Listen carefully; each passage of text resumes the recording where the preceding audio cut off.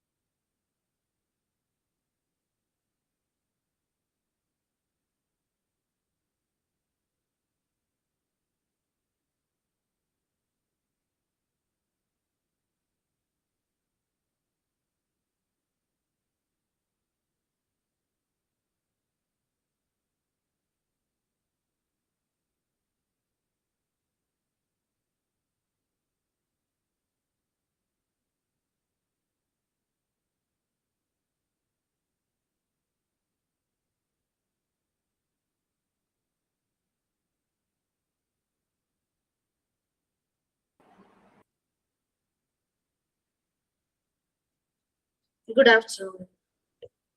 Good afternoon, ma'am. Good afternoon.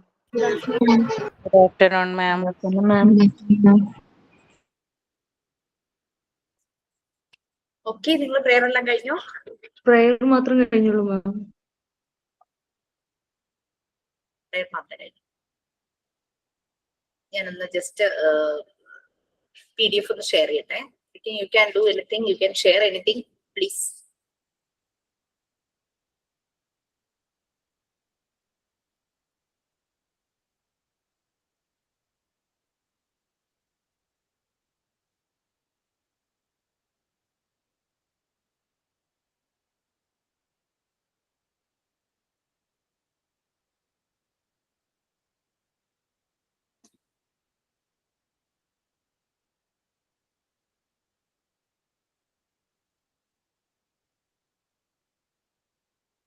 എല്ലാവരുടെ കയ്യിലും text ഉണ്ടല്ലോ അല്ലേ?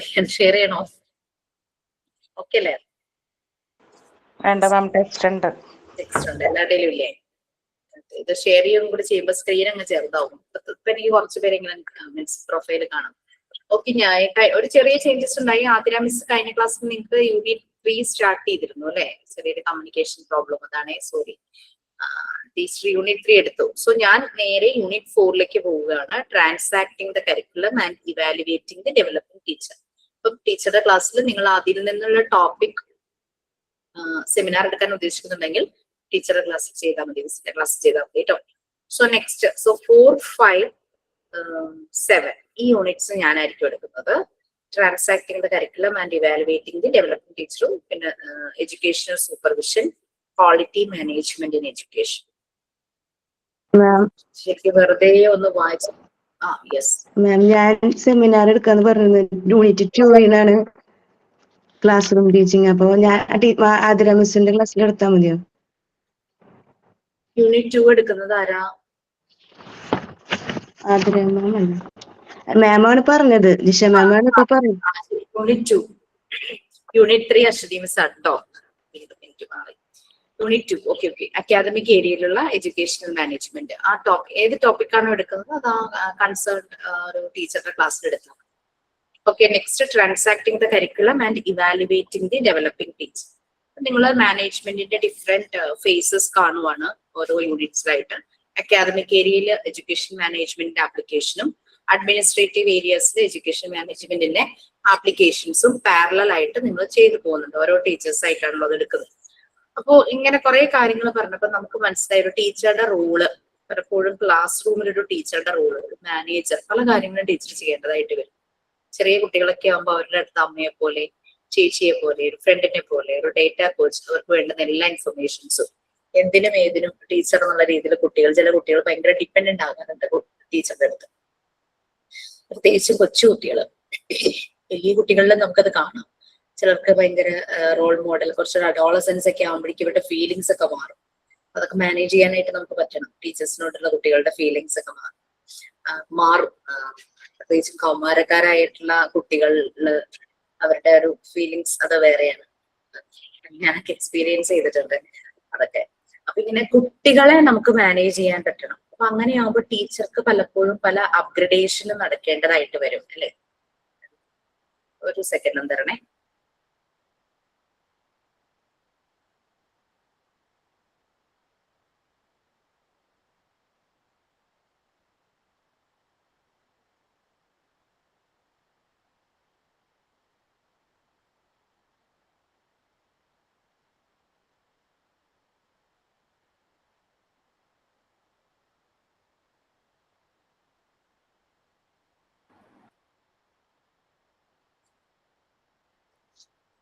ഓക്കെ. അപ്പൊ ഒരു ടീച്ചർ അപ്ഡേറ്റഡ് ആവുകയും ചെയ്യണം, അപ്ഗ്രേഡഡ് ആവുകയും ചെയ്യണം അല്ലെ.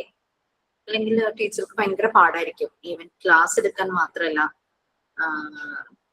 ടെക്നിക്കലായിട്ടുള്ള കാര്യങ്ങൾ അതും അപ്ഡേറ്റഡ് ആകണം. അതുപോലെ തന്നെ സബ്ജക്ട് വൈസ്ഡ് ആയിട്ടുള്ള കാര്യങ്ങളും അപ്ഡേറ്റഡ് ആകണം. ടീച്ചർ ഇമോഷണലി ടീച്ചർ മാനേജ് ചെയ്യാൻ രീതിയിൽ പറ്റണം. അതാണ് നമ്മൾ ഈ യൂണിറ്റിൽ കാണാൻ പോകുന്നത്. എങ്ങനെയാണ് ഒരു ടീച്ചറുടെ ആ ഒരു ഏരിയയിലെല്ലാം ടീച്ചർ എങ്ങനെയാണ് പോകുന്നത്. പിന്നെ ടീച്ചർക്ക് കുട്ടികളെ നല്ല രീതിയിൽ പഠിപ്പിക്കാനായിട്ട് പറ്റണം. നമ്മൾ പറഞ്ഞു എഡ്യൂക്കേഷൻ സൈക്കോളജിയിൽ കുട്ടികളുടെ ബിഹേവിയർ മനസ്സിലാക്കിയിട്ടാണ് നമ്മളൊരു കുട്ടിയെ എന്ത് പഠിപ്പിക്കണം, എങ്ങനെ പഠിപ്പിക്കണം, എപ്പോൾ പഠിപ്പിക്കണം എന്ന് തീരുമാനിക്കുന്നത്. പലപ്പോഴും അത് നമുക്ക് പ്രാക്ടിക്കലി പോസിബിൾ ആകുന്നില്ല. അതിന് വേണ്ടുന്ന അസിസ്റ്റൻസ് ടീച്ചർക്ക് കൊടുക്കുക എന്നുള്ളത്. ഒരു ടീച്ചർക്ക് ചിലപ്പോൾ ഒറ്റയ്ക്ക് ആ കാര്യങ്ങൾ ചെയ്യാനായിട്ട് പറ്റില്ല. അവിടെയാണ് സൂപ്പർവൈസർ എന്ന് പറയുന്ന ആളുടെ ഹെൽപ്പ് വരുന്നത്. നെക്സ്റ്റ് ചാപ്റ്ററിൽ നമ്മൾ വരുന്നുണ്ട്. പല സ്കൂളുകളിലും ഈ സൂപ്പർവൈസർ ചിലപ്പോൾ പ്രിൻസിപ്പൽ ആയിരിക്കും, അല്ലെങ്കിൽ ഇപ്പൊ KG മാത്രമായിട്ടൊരു ഹെഡ് അങ്ങനെ ഉണ്ടാകും. ആ ഓരോ സ്കൂളിന്റെ രീതി അനുസരിച്ച്, മാനേജ്മെന്റിന്റെ രീതി അനുസരിച്ച് ടീച്ചേഴ്സിനെ സപ്പോർട്ട് ചെയ്യാനായിട്ട് ഒരു സൂപ്പർവൈസർ ഉണ്ടായിരിക്കും. അപ്പൊ ആ ഒരു സൂപ്പർവൈസർ എന്ന് പറഞ്ഞു കഴിഞ്ഞാൽ ആ ടീച്ചറെ നല്ല രീതിയിൽ ഹെൽപ്പ് ചെയ്യുന്നു ക്ലാസ് മാനേജ് ചെയ്യാൻ. ഇൻട്രോ പറയുവാണ് കേട്ടോ. അപ്പോ പണ്ട് കാലത്ത് സൂപ്പർവിഷൻ ആയിരുന്നില്ല, സൂപ്പർവൈസർ എന്നുള്ള ആളായിരുന്നില്ല, ഇൻസ്പെക്ടർ ആയിരുന്നു. നിങ്ങൾക്ക് ഇൻസ്പെക്ഷനും പഠിക്കാനുണ്ട്. ആ ഇൻസ്പെക്ഷന്റെ ചാപ്റ്റർ തീരുമ്പോൾ ഇൻസ്പെക്ഷൻ സൂപ്പർവിഷനായിട്ട് റീപ്ലേസ്ഡ് ആകുന്ന കാര്യങ്ങളൊക്കെ പറയുന്നുണ്ട്. ഞാനൊക്കെ പഠിക്കുന്ന സമയത്ത് ഇൻസ്പെക്ടർ ആയിരുന്നു. അപ്പൊ ടീച്ചർമാർ അങ്ങോട്ടും ഇങ്ങോട്ടും ഓട്ടം, ഞങ്ങളെ കുറെ കാര്യങ്ങൾ പഠിപ്പിച്ചിരുന്നു. ക്ലാസ് റൂം ഒക്കെ ഭയങ്കര നീറ്റ് ആയിട്ട് എല്ലാവരും നല്ല ഫുൾ യൂണിഫോമിലൊക്കെ വരുന്ന കാര്യമൊക്കെ ഇങ്ങനെ. ഇന്നത്തെ ദിവസം ടീച്ചേഴ്സിന് ഭയങ്കര ടെൻഷനും കാര്യങ്ങളൊക്കെയാണ്. അപ്പൊ നമുക്ക് ഇൻസ്പെക്ടർ എന്ന് പറയുന്നത് എന്തോ ഒരു പേടി സ്വപ്നം പോലെയൊക്കെയാണ്. പക്ഷെ ഇതുവരെ അങ്ങനെ പേടിപ്പിക്കുന്ന രീതിയിലുള്ള ഒരു ഇൻസ്പെക്ടറെ കണ്ടിട്ടില്ല. കാരണം ഈ ഇൻസ്പെക്ടർ റിപ്പോർട്ട് അയക്കും, അതിനനുസരിച്ചാണ് സ്കൂളിലെ പല കാര്യങ്ങളും പിന്നെ ഹെഡ് ഓഫീസിൽ നിന്നൊക്കെ തീരുമാനിക്കുന്നത്. അപ്പൊ ആ ഇൻസ്പെക്ഷൻ എന്നുള്ളത് മാറിയിട്ട് സൂപ്പർവിഷൻ എന്നുള്ളതായിട്ടുണ്ട്. അപ്പൊ ഈ സൂപ്പർവിഷൻ എന്തുകൊണ്ടാണ് റീപ്ലേസ് ആയതെന്നും അങ്ങനെയുള്ള കാര്യങ്ങളൊക്കെ നമ്മൾ നെക്സ്റ്റ് പഠിക്കും. കാരണം നമുക്കൊരു എഡ്യൂക്കേഷൻ നമ്മുടെ ആ ഒരു ലെവലിന്റെ ഇൻഫ്ലുവൻസ് നമുക്ക് ബ്രിട്ടീഷ് രീതിയിൽ നിന്നും വന്നതാണ്. അവരാണ് പല സ്കൂളും സ്റ്റാർട്ട് ചെയ്തത്. അപ്പൊ അവരുടെ ഒരു ഓട്ടോക്രാറ്റിക് റൂളാണ് ശരിക്കും എല്ലാ മേഖലയിലും ചെയ്തത്. അങ്ങനെ സ്കൂൾ എഡ്യൂക്കേഷൻ ഫീൽഡിലും അവരുടെ ഒരു ഓട്ടോക്രാറ്റിക് റൂൾ പോലെ ഉണ്ടായിരുന്നു. അതാണ് ഇൻസ്പെക്ടർ എന്നുള്ള ഒരാളെ അവർ ചുമതലപ്പെടുത്തിയിരുന്നത്. അതൊരു ഓട്ടോക്രാറ്റിക് ആയിട്ടുള്ള, ഒട്ടും നമുക്ക് അക്സെപ്റ്റ് ചെയ്യാൻ പറ്റാത്ത രീതികളായിരുന്നു. അതാണ് പിന്നെ ഫോളോ ചെയ്ത് വന്നത്. പക്ഷെ പിൽക്കാലത്ത് അതിനെ റീപ്ലേസ് ചെയ്തു, സൂപ്പർവിഷൻ ആക്കി കുറച്ച് ഫ്രണ്ട്ലി എന്നുള്ള രീതിയിലാക്കി. നമ്മൾ പറയില്ലേ, നമ്മളെപ്പോഴും നമുക്കറിയാവുന്ന ഒരു കാര്യം, നമ്മൾ ആരുടെയെങ്കിലും ഒരു കാര്യം നമ്മൾ പോസിറ്റീവ് ആണെങ്കിൽ അത് ഉറക്കെ പറയും, നെഗറ്റീവ് ആണെങ്കിൽ നമ്മൾ പതുക്കെ പറയും, അല്ലെങ്കിൽ അയാളുടെ ആ നെഗറ്റീവ് മാറ്റാനായിട്ടാണ് അയാളെ നമ്മൾ ഹെൽപ്പ് ചെയ്യും. സെയിം ജോബ് തന്നെയാണ് സൂപ്പർവൈസർ ചെയ്യുന്നത്. നെക്സ്റ്റ് വന്നിട്ട് നമുക്ക് അതാണ് transacting the curriculum and evaluating the developing teacher. നമ്മൾ ഡോക്ടർ മറിയ മോണ്ടിസോറിയെ കുറിച്ച് പഠിച്ചപ്പോൾ നമ്മൾ അറിഞ്ഞു, മറിയ മോണ്ടിസോറി ഈ മെത്തേഡ് ഡിസൈൻ ചെയ്തു. അതിന് കുറെ കാലങ്ങൾ എടുത്തു, കുറെ റിസർച്ച് ചെയ്തു, അനാലിസിസ് ചെയ്തു, എന്നിട്ട് ഈ മെത്തേഡ് ഡിസൈൻ ചെയ്തു. ഡിസൈൻ ചെയ്ത് കഴിഞ്ഞ് അവർ അപ്ലൈ ചെയ്ത് കഴിഞ്ഞപ്പോഴാണ് ശരിക്കും അതിന്റെ റിസൾട്ട് വന്നത്.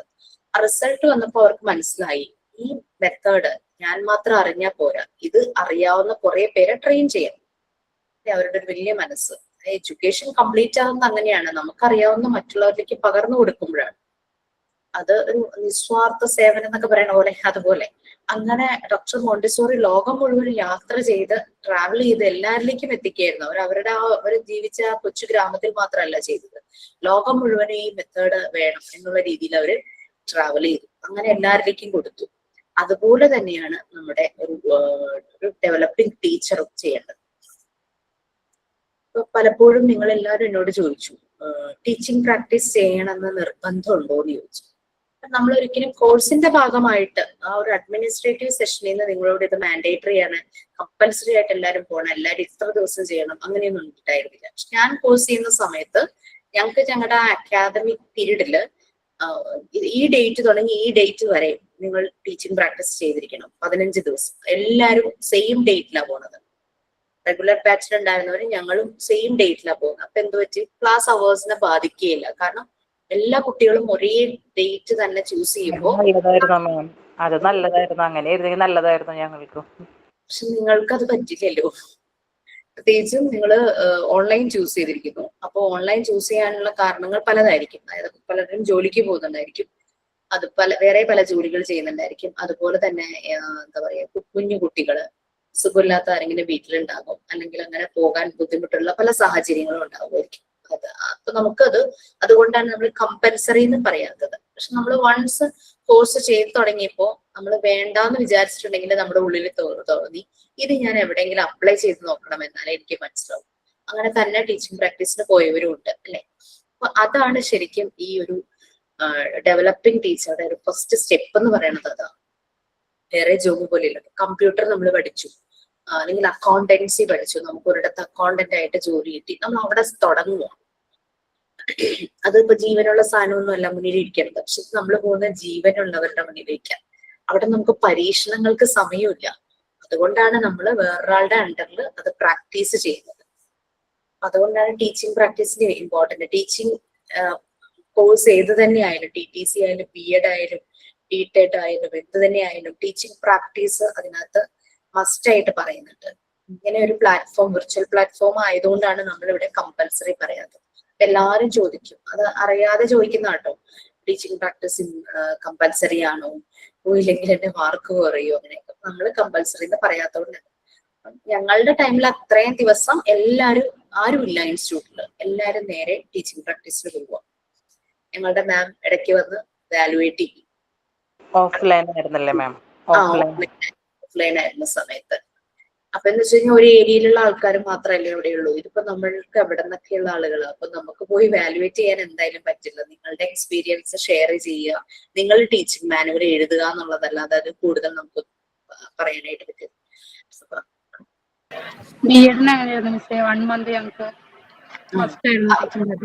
അത് പറയുന്ന ടൈമിൽ തന്നെ പോണ്ടേ? പോണം, എല്ലാരും ഒരുമിച്ച് ഒരേ സമയത്ത്. ഞങ്ങൾക്കും അങ്ങനെ ആ ഒരു ഞങ്ങൾക്ക് 10 to 15 days മതി അങ്ങനെ പറഞ്ഞിരുന്നു. ഒരു 15 days മാക്സിമം, അതിൽ കൂടുതൽ വേണം. നമുക്ക് ക്ലാസ് നടക്കുവാണല്ലോ, 15 days കൂടുതൽ നമ്മൾ ക്ലാസ് ബ്രേക്ക് ആക്കില്ല. അപ്പൊ അങ്ങനെ ചെയ്താൽ ശരിക്കും നമുക്ക് ആ ഒരു ബാച്ചിന് ആ സമയത്ത് ക്ലാസ് വേണ്ട എന്നങ്ങ് തീരുമാനിക്കാം. പക്ഷെ നമുക്ക് അതൊട്ടും ഇവിടെ പ്രാക്ടിക്കലി പോസിബിൾ ആവില്ല. അതുകൊണ്ടാണ് ഇത് നിങ്ങൾ ടീച്ചിങ് പ്രാക്ടീസിന് പോകണം, പകല് ക്ലാസ് അറ്റൻഡ് ചെയ്യുന്നവർക്ക് ക്ലാസ് മിസ്സാവും, അങ്ങനെയുള്ള കാര്യങ്ങളൊക്കെ.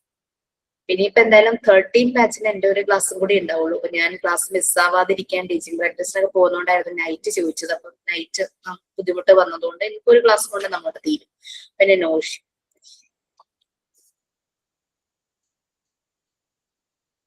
ടീച്ചറിന്റെ എബിലിറ്റി ചെക്ക് ചെക്ക് ചെയ്യുന്ന ഒരു ടൂൾ തന്നെയാണ് ഈ ഒരു ഇന്റേൺഷിപ്പ് അല്ലെങ്കിൽ ടീച്ചിങ് പ്രാക്ടീസ് എന്ന് പറയുന്നത്. PGയുടെ എക്സാം എന്നായിരിക്കും മാം? നമ്മുടെ ഇപ്പൊ എടുത്തുകൊണ്ടിരിക്കുന്ന PGയുടെ എക്സാം. PGയുടെ എക്സാം നിങ്ങൾക്ക് നിങ്ങളുടെ കോമൺ സബ്ജക്റ്റ് ഇല്ലേ, അത് കഴിഞ്ഞിട്ടേ ഉണ്ടാവുള്ളൂ. അത് ആദ്യം കഴിയണം. ഇപ്പൊ 12th ബാച്ചുകാരുടെ നെക്സ്റ്റ് വീക്കിൽ കഴിയും. അപ്പൊ അത് കഴിഞ്ഞ് PGയുടെ പോർഷൻസ് കഴിഞ്ഞ് 1 വീക്ക് കഴിയുമ്പോൾ അവർക്ക് 12കാർക്ക് അതിന്റെ എക്സാം ഉണ്ടായിരിക്കും. ഓക്കെ, സോ ഇന്റേൺഷിപ്പ് എക്സ്പീരിയൻസസും ടീച്ചിങ് പ്രാക്ടീസ് എന്ന് പറയുന്നത് ഒരു ടീച്ചർക്ക് സ്വന്തം എബിലിറ്റി ചെക്ക് ചെയ്യാനുള്ള ഒരു ടൂൾ തന്നെയാണ്. നമ്മൾ വൺസ് ടീച്ചിങ് പ്രാക്ടീസിൽ പോയി കഴിയുമ്പോൾ നിങ്ങളുടെ കോൺഫിഡൻസ് ലെവൽ കൂടുവാണോ കുറയുവാണോ ചെയ്തേ? ടീച്ചർ ആകുന്നതിലേക്കുള്ള കൂടി ചെയ്തത്. മിസ് ഇന്ന് എന്റെ ഇന്റേൺഷിപ്പ് തീർന്ന് ആണോ? അപ്പൊ മറ്റേ ആ ഒരു ഫോം തന്നില്ലായിരുന്ന, അത് ഫില്ല് ചെയ്യാൻ അതില് 94 മാർക്സ് തന്നത്. ടീച്ചിങ് നോട്ട് എല്ലാം എഴുതിയായിരുന്നു. എത്ര ദിവസം ചെയ്തു? 10 ദിവസം. അപ്പൊ അവർക്ക് ആനുവൽ ഡേ ആയതുകൊണ്ട് 10 ദിവസം. അതെ അതെ, ശരിയാ. ഡിപ്ലോമ എക്സാം കഴിഞ്ഞിട്ടാണ് കേട്ടോ PG എക്സാം. PG നടത്തില്ല. അല്ലാണ്ട് ഇവിടെ ഒരു മെസ്സേജ് വന്നു, അതിന് ആൻസർ പറഞ്ഞാണേ. നമുക്ക് ഡിപ്ലോമ എക്സാം ആദ്യം കഴിയും. ഇപ്പൊ 12കാർക്ക് PG എക്സാം മാത്രമേ നടക്കുള്ളൂ. കാരണം അവരുടെ ഡിപ്ലോമ എക്സാം നെക്സ്റ്റ് വീക്കിൽ കഴിയും. അത് കഴിയുമ്പോൾ PGയുടെ സബ്ജക്ട് കഴിഞ്ഞ ഉടനെ തന്നെ അവരുടെ എക്സാം നടക്കും. ഡിപ്ലോമയ്ക്ക് എത്ര പേപ്പർ ഉണ്ട്? എത്ര പേപ്പർ ഉണ്ട്? ഡിപ്ലോമയ്ക്ക് നിങ്ങൾക്ക് 7 പേപ്പർ. മോഡ്യൂൾ 1 6 എണ്ണം, പിന്നെ മോഡ്യൂൾ 2 7ാമത്തെ paper. English module 1 first part ഒരു subject health and nutrition. Part 2 child development and സൈക്കോളജിയില് പാർട്ട് 2 യൂണിറ്റ് 1 തുടങ്ങി യൂണിറ്റ് 5 വരെ ചൈൽഡ് ഡെവലപ്മെന്റ്, യൂണിറ്റ് 6 തുടങ്ങി 10 വരെ സൈക്കോളജി. 3 പേപ്പറായി. Part 3 again 2 papers. Montessori philosophy of education 1, 3, 4, 5, 6 units. The Montessori theory, methods and its application unit 2, 7, 8, 9, 10. ഇപ്പം 5 subject ആയി. പിന്നെ part 4 school organisation and community management അങ്ങനെ എന്തോ പറയുന്ന സബ്ജക്ട് ഉണ്ടല്ലോ, പാർട്ട് 4. അത് 6ാമത്തെ subject. 7 module 2 English for communication. PGക്കാരും ഡിപ്ലോമക്കാരും ഒരുമിച്ചാണ് ഈ എക്സാം എഴുതുന്നത്. സെപ്പറേറ്റ് ആയിട്ട് നിങ്ങൾക്ക് വേറെ PDF അയച്ചു തന്നിട്ടില്ലേ ഇതിന്റെ ഡിവിഷൻ? നല്ല ഡീറ്റെയിൽ ആയിട്ടുണ്ട്. എനിക്കൊന്ന് പറഞ്ഞേ ഉള്ളൂ. പിന്നെ PG എക്സാം 2 എണ്ണാണ്. മോഡ്യൂൾ 4 ഒരു പേപ്പർ, മോഡ്യൂൾ 5 അടുത്തത്. ഓക്കെ, സോ നിങ്ങളുടെ ടീച്ചിങ് പ്രാക്ടീസ്, ഇന്റേൺഷിപ്പിന്റെ എക്സ്പീരിയൻസസ്, അതൊക്കെയാണ് നമ്മൾക്ക് എത്രത്തോളം കപ്പാസിറ്റി ഉണ്ട്, പൊട്ടൻഷ്യൽ ഉണ്ട്, നമ്മുടെ എബിലിറ്റി നമ്മൾ എവിടേക്കാണ് ഒന്ന് ഉയർത്തേണ്ടത്, എവിടേക്കാണ് എന്തൊക്കെയാണ് നമ്മൾ മാറ്റങ്ങൾ വരുത്തേണ്ടത്, അങ്ങനെയുള്ളതെല്ലാം നമ്മൾക്ക് മനസ്സിലാകണമെങ്കിൽ നമ്മൾ ഈ ഇന്റേൺഷിപ്പ് അല്ലെങ്കിൽ ടീച്ചിങ് പ്രാക്ടീസിലൂടെ കടന്നു പോകണം. ആ ഒരു പ്രൊഫഷനോട് നമ്മൾ എത്രത്തോളം സോഷ്യലൈസ് ചെയ്യുന്നു, പിന്നെ നമ്മുടെ ലേണിംഗ് കൺസെപ്റ്റ്സ് അത് എത്രത്തോളം നമ്മൾ കൂടുതൽ അപ്ഗ്രേഡ് ചെയ്യുന്നു, പിന്നെ നമ്മൾക്ക് ഓരോ കാര്യം എക്സ്പെരിമെന്റ് ചെയ്യാന്നുള്ളത് കുട്ടികളാണ്. അപ്പൊ അതിനനുസരിച്ചുള്ള ആ എക്സ്പെരിമെന്റ് ചെയ്യുന്നതിലെ ലിമിറ്റേഷൻസും അതിന് വേണ്ടുന്ന പ്രൊട്ടക്ഷൻ അങ്ങനത്തെ കാര്യങ്ങളെല്ലാം വരും. പിന്നെ നമ്മൾക്കുണ്ടാകുന്ന ഇൻസൈറ്റ് പുതിയ പുതിയ ആസ്പെക്ടിലേക്കും കൂടുതലായിട്ട് പഠിക്കാനുള്ള മോട്ടിവേഷൻ എല്ലാം. നമ്മളുടെ പെർഫോമൻസ് നന്നാവുമ്പോൾ നമ്മൾ കൂടുതൽ മോട്ടിവേറ്റഡ് ആകും അല്ലെ? നമ്മൾ മോട്ടിവേറ്റഡ് ആയി നമ്മൾ അതിലേക്ക് പോകും. ഞാൻ പറഞ്ഞിട്ടുണ്ടെന്ന് തോന്നുന്നു, ഹസ്ബൻഡിന് ഭയങ്കര ഇഷ്ടമുള്ള ഒരു ഫീൽഡ് ആയിരുന്നു ടീച്ചിങ് എന്നുള്ള ഒരു ഫീൽഡ്. അപ്പോൾ വേറൊന്നും ആളുടെ മനസ്സിലുണ്ടായിരുന്നില്ല. കോഴ്സ് കഴിഞ്ഞ ഉടനെ തന്നെ ലെക്ചറായിട്ട് കയറണം. അന്നൊക്കെ കുറെ കൂടി ഈസി ആയിരുന്നു. സെയിം കോളേജിൽ തന്നെ ഗസ്റ്റ് ലെക്ചറായിട്ട് കയറി പിന്നെ അവിടെ തന്നെ പെർമനന്റ് ആകാനൊക്കെ പറ്റുന്ന രീതിയിലുള്ള ഒരു മാനേജ്മെന്റ് സിസ്റ്റം ഒക്കെ ആയിരുന്നു. എഞ്ചിനീയറിംഗ് ആയിരുന്നു, ഞങ്ങൾ ഒരേ കോളേജിലാണ് പഠിച്ചത്, എന്റെ സീനിയർ ആയിരുന്നു. അപ്പോ ഞങ്ങൾക്ക് 7th സെമ്മില് ഇതുണ്ട്, സെമിനാർ ഉണ്ട്. ഏതെങ്കിലും ഒരു ടോപ്പിക് നമ്മൾ അത് ഇതുപോലുള്ള നമ്മുടെ സിലബസിലുള്ള ടോപ്പിക് അല്ല കേട്ടോ, നമ്മള് സിലബസിന് പുറത്ത് നമ്മളുടെ സബ്ജക്റ്റുമായിട്ട് റിലേറ്റഡ് ആയി കറന്റ് ട്രെൻഡിങ് ആയിട്ടുള്ള ടോപ്പിക്സ് എടുക്കണം. ടോപ്പിക് സെലക്ഷൻ തന്നെ നല്ല ടഫായിരുന്നു. അപ്പൊ ടോപ്പിക് സെലക്ട് ചെയ്തിട്ട് ഹാഫ് ആൻ അവർ ആണെന്നാണ് എൻ്റെ ഒരു ഓർമ്മ ഈ സെമിനാർ കണ്ടക്ട് ചെയ്യണം.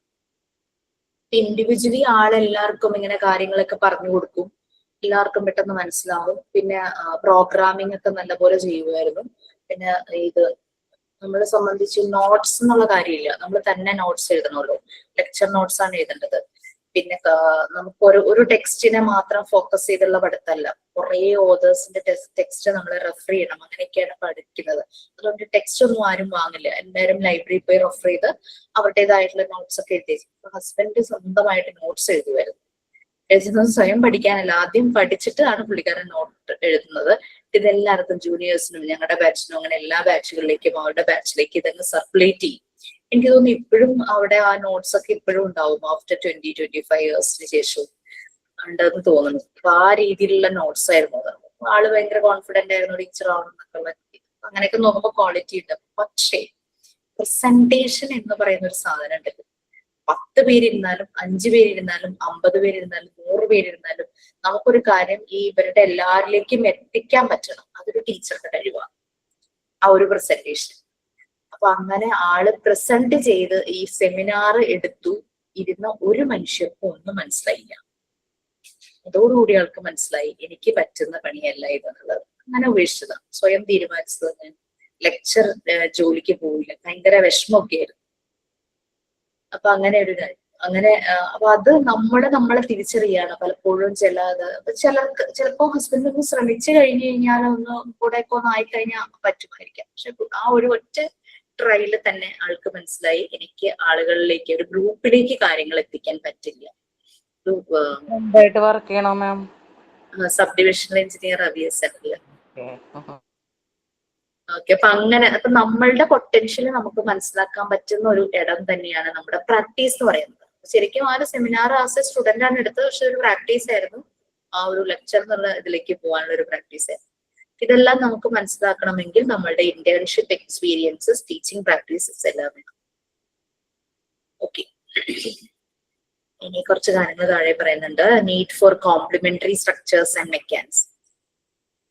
TLC, teaching learning centres. നമ്മുടെ മറിയാം മോണ്ടിസോറി മെത്തേഡ് അപ്ലൈ ചെയ്ത് കഴിഞ്ഞാൽ ലവ് മാരേജ് ആണോ മിസ് ചെയ്യുന്നത്? ലവ് മാരേജ് എന്നൊന്നും പറയാൻ പറ്റൊന്നുമില്ല. അങ്ങനെ പ്രേമൊന്നും എൻ്റെ ഉള്ളിൽ ഉണ്ടായില്ലായിരുന്നു. പിന്നെ ആരെങ്കിലും കല്യാണം കഴിക്കണമല്ലോ, അറിയാവുന്ന ഒരാളാണെങ്കിൽ ഇറ്റ്സ് വെരി ഗുഡ് എന്ന് തോന്നി. പരിചയമില്ലാത്ത ഒരാളെ കെട്ടാൻ ഒരു ബുദ്ധിമുട്ടായിരുന്നു. അപ്പം ഇങ്ങനെ ഇഷ്ടം പറഞ്ഞപ്പോ ഞാൻ പറഞ്ഞു എനിക്ക് വീട്ടില് സമ്മതം ഉണ്ടെങ്കിലേ പറ്റുള്ളൂ എന്ന് പറഞ്ഞു. 2 വീട്ടിൽ. അത് ഭയങ്കര റെസ്പെക്റ്റ് ആയിരുന്നു ആൾക്ക്. അങ്ങനെ ഒരു മറുപടി മെച്യൂർ അല്ലാത്തൊരു ഏജിൽ ഉണ്ടായപ്പോ ആളുടെ ഫാമിലിന്നും അതൊരു ഭയങ്കര, അവർക്ക് അത് എന്നെ കാണുന്നതിന് മുമ്പ് ഇഷ്ടപ്പെട്ട കാര്യം അതായിരുന്നു. അപ്പൊ അങ്ങനെ പിന്നെ വീട്ടുകാർ തമ്മിൽ സംസാരിച്ചു. 3 ഇയേഴ്സ് നമ്മൾ കോളേജിൽ ഒരുമിച്ചുണ്ടായിരുന്നു എന്ന് മാത്രമേ ഉള്ളൂ. വേറെ കറക്കങ്ങൾ അങ്ങനത്തെ പരിപാടിയൊന്നുമില്ല. കോളേജ് ഗേറ്റ് കടന്നു കഴിഞ്ഞാൽ ഞങ്ങൾ അറിയില്ല. അങ്ങനത്തെ ഒരു റിലേഷൻ ആയിരുന്നു ഒരു കാലം. പിന്നെ 2000 ഞാൻ പാസ്പോർട്ട് ആക്കി 2004 കല്യാണം കഴിഞ്ഞു. ഐഡിയൽ കപ്പിൾസ് എന്ന് പറയാം. ശരിക്കും ഒരു ലവ് മാരേജ് എന്ന് പറയാൻ പിന്നെ അറേഞ്ച് ലവ് മാരേജ് എന്നൊക്കെ പറയും. എന്റെ ലവ് മാരേജ് ആയിരുന്നു ma'am. Very good. But you struggled a lot. Yes ma'am, ഒത്തിരി. പക്ഷെ ഹസ്ബൻഡിനെ കൊണ്ട് എനിക്കൊരു കുഴപ്പവും ഇന്നേ വരെ ഉണ്ടായിട്ടില്ല. പക്ഷെ പുള്ളിയുടെ വീട്ടുകാര് എന്നുവെച്ചാ സ്റ്റെപ്പ് മദർ വന്നതോടെ പ്രശ്നമാണ്.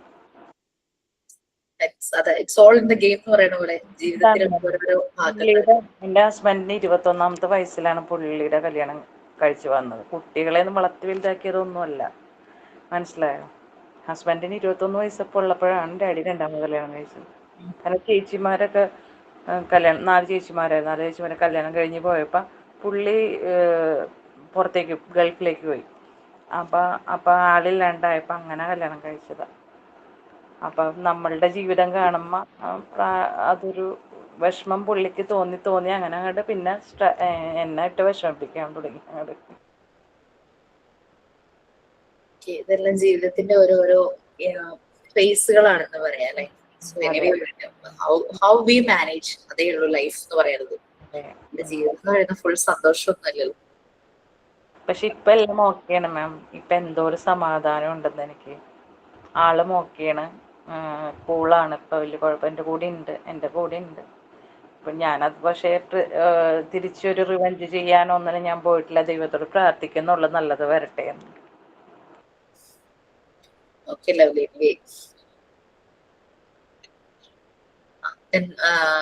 നമ്മള് ഡിലീറ്റ് ചെയ്ത് പോയി. ഒരു മെസ്സേജ് വന്നതിന് റിപ്ലൈ ചെയ്തതാ കേട്ടോ, അതുകൊണ്ടാണ്. Okay, so teaching learning centres TLC അത് നല്ലൊരു പ്ലാറ്റ്ഫോം ടീച്ചേഴ്സിന് പ്രൊവൈഡ് ചെയ്യും. ഇപ്പൊ TTC ആണെങ്കിലും BEd ആണെങ്കിലും TED ആണെങ്കിലും മോണ്ടിസോറി മെത്തേഡ് ആണെങ്കിലും ഈവൻ ഓൺലൈനിൽ പോലും നമ്മൾ ലിമിറ്റേഷൻസിനെ ഓവർകം ചെയ്തു എന്നുള്ളതാണ് നമ്മുടെ സക്സസ്. അത് ആ ഒരു അതിനോടുള്ള ഇഷ്ടം, ആ ഒരു പ്രൊഫഷനോടുള്ള ഇഷ്ടം കൊണ്ട്. അല്ലെങ്കിൽ ഓൺലൈനിൽ ചിലപ്പോൾ നിങ്ങൾ പകുതിക്ക് വെച്ച് നിർത്തിപ്പോയി, ഡിസ്കണ്ടിന്യൂ ചെയ്തതിന്. ഓൺലൈൻ പോലും ഇത് ശരിയാവില്ല എന്നുള്ള രീതിയിൽ ഡിസ്കണ്ടിന്യൂ ചെയ്തത്. പക്ഷെ ഓൺലൈനിൽ നമ്മളത് ഓവർകം ചെയ്തു. അതാണ് ആ ഒരു പ്ലാറ്റ്ഫോമിന്റെ. അപ്പൊ ഏത് പ്ലാറ്റ്ഫോം ആണോ അവിടെ നമുക്ക് ആ ഒരു ടീച്ചിങ് ലേണിംഗ് ഒരു പ്ലാറ്റ്ഫോം അവിടെ നമുക്ക് കിട്ടും. ഞാൻ പറഞ്ഞു കുറേ ന്യൂ വേർഡ്സ് ആണ് നമ്മുടെ ഈ ഒരു PGയുടെ ബുക്കിലുള്ളത്. ഇവിടെ റെപ്പർട്ടോയർ എന്നൊരു വാക്കുണ്ട്, സ്പെല് ചെയ്യുന്നത് അങ്ങനെ തന്നെയാണെന്ന് എനിക്ക് കറക്റ്റ് അറിയില്ല. അതായത് നമ്മളുടെ എൻറ്റയർ സ്കിൽ അല്ലെങ്കിൽ ആപ്റ്റിറ്റ്യൂഡ്.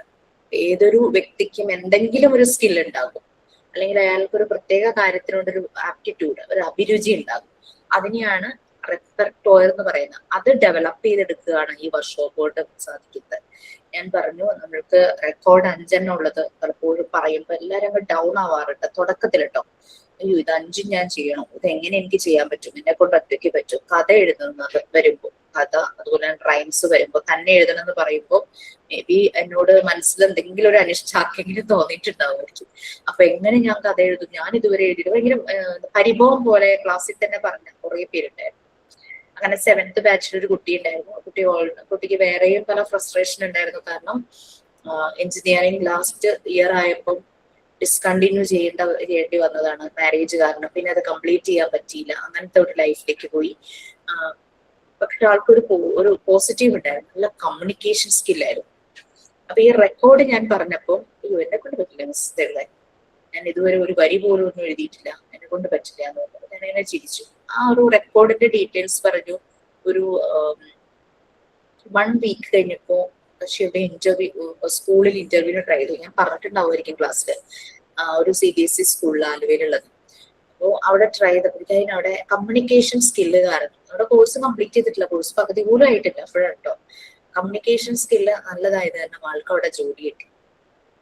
അങ്ങനെ ജോബ് കിട്ടുന്ന സമയം എന്ന് പറഞ്ഞു കഴിഞ്ഞാല് അക്കാദമിക് ഇയർ തീരാറായപ്പോഴാണ്. അപ്പൊ കാര്യമായി ക്ലാസ് ഒന്നും എടുക്കേണ്ട വന്നില്ല. ക്ലാസ് കുറച്ചെടുത്ത് കഴിഞ്ഞപ്പോഴേക്കും വെക്കേഷനായി, സമ്മർ വെക്കേഷനായി. പക്ഷെ ഈ സമ്മർ വെക്കേഷന് മിക്ക സ്കൂളുകളിലും ടീച്ചേഴ്സിന് അപ്ഗ്രേഡിങ് ക്ലാസ്സസ് ഉണ്ട്. അങ്ങനെ ഈ അപ്ഗ്രേഡിങ് ക്ലാസ്സിന് വേണ്ടി പോയ സമയത്ത് അവിടെ വെച്ച് ഇത് പുറത്തുനിന്ന് ആളെ കൊണ്ടുവന്നിട്ടൊക്കെയാണ് ക്ലാസ് എടുക്കുന്നത്. ഇവര് ഗ്രൂപ്പായിട്ട് തിരിച്ചിട്ട് ഇവരോട് സ്റ്റോറി ക്രിയേറ്റ് ചെയ്യാൻ പറഞ്ഞു.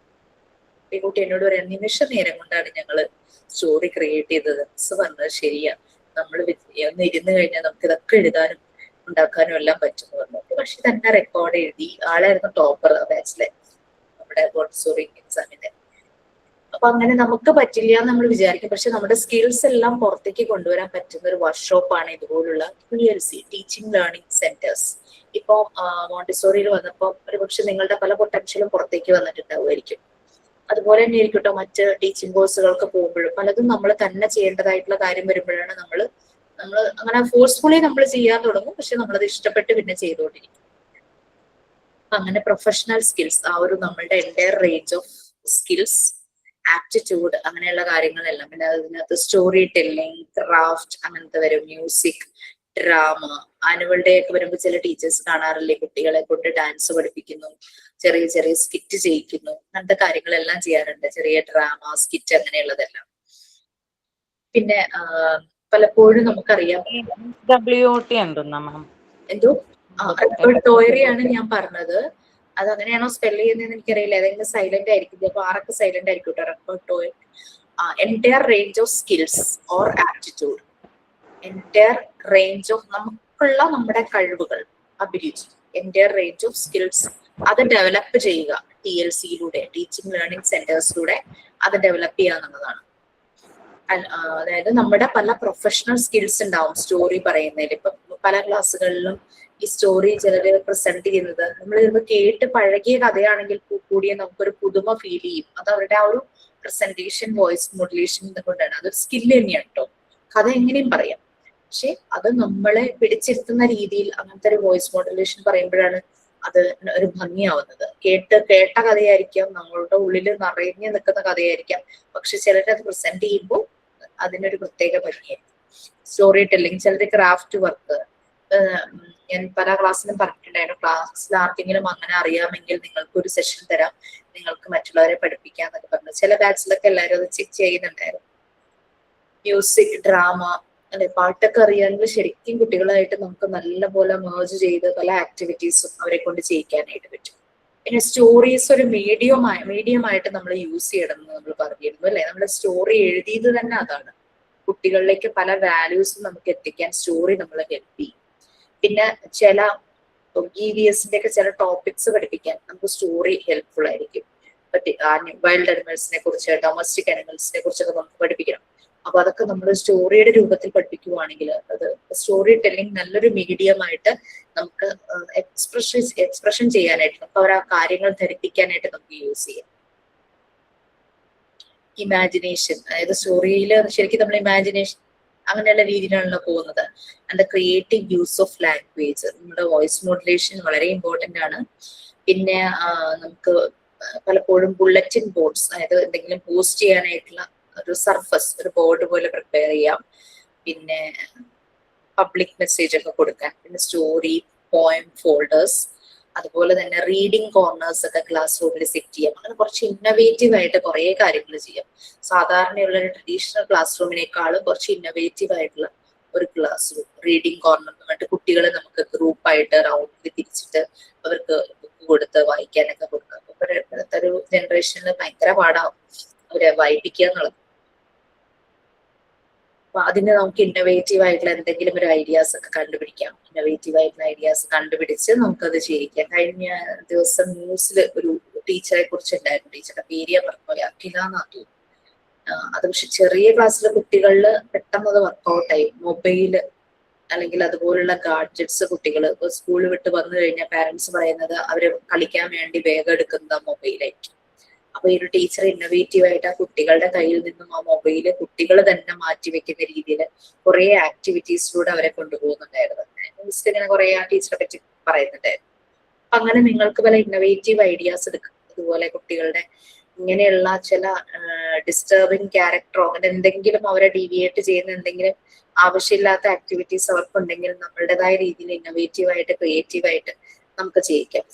ചെറിയ പ്രായത്തിലേ ചെയ്യിച്ചു വരുമ്പോൾ ഇനിയുള്ള ആ കൊച്ചു ജനറേഷനെങ്കിലും നമുക്കങ്ങനെ ഈ ഡിജിറ്റൽ വേൾഡിൽ നിന്ന് അധികം ഇൻഫ്ലുവൻസ് ചെയ്യിക്കാതെ നമുക്ക് മാറ്റാനായിട്ട് പറ്റും. പ്രായമായ കുട്ടികൾ അവരിനി തന്നെ തിരിച്ചറിയാന്നുള്ളതേ ഉള്ളൂ.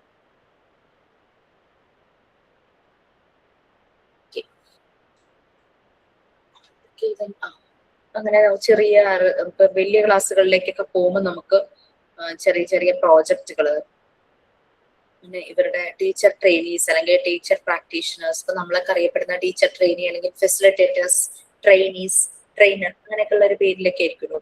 അപ്പൊ ടീച്ചിങ് പ്രാക്ടീസ് ചെയ്യാവുന്ന ടീച്ചർ പ്രാക്ടീഷണേഴ്സ്. അപ്പൊ അവരുടെ സ്കില്ല്, ഒബ്സർവേഷൻ, ഡോക്യുമെന്റേഷൻ, നിങ്ങളുടെ ഞാൻ ടീച്ചിങ് മാനുവൽ പ്രിപ്പയർ ചെയ്യാൻ പറഞ്ഞിരുന്നു അല്ലെ.